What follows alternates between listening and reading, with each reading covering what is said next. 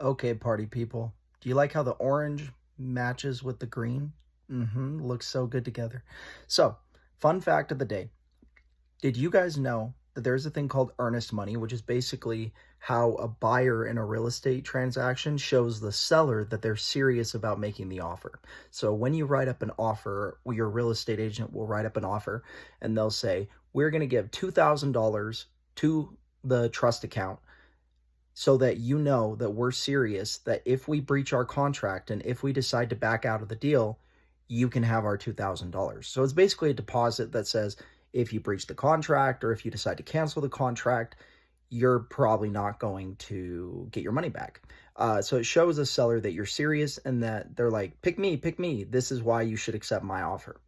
Now, usually it'll typically be about 1% of the purchase price. So if you have a $400,000 house, 1% is $4,000.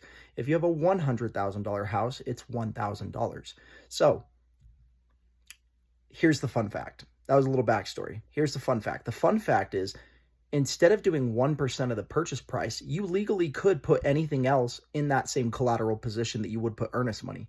Now, usually you're just going to give earnest money. But hypothetically, if you had a Ferrari, not a Ferrari, but even if you had a Honda Civic, if you had a car, if you had a wedding ring, if you had something of value, something of consideration, you could use that in the place of earnest money in order to, I guess, substitute the 1% purchase price. So if you had a $4,000 car, hypothetically, if the seller would accept it, you could say, if I breach my contract, if I back out of my contract past the deadlines that we agreed to, you can have my car. You can have my wedding ring. Doesn't have to be 1% of the purchase price, but it's probably a little bit better if it is 1% of the purchase price because that's standard.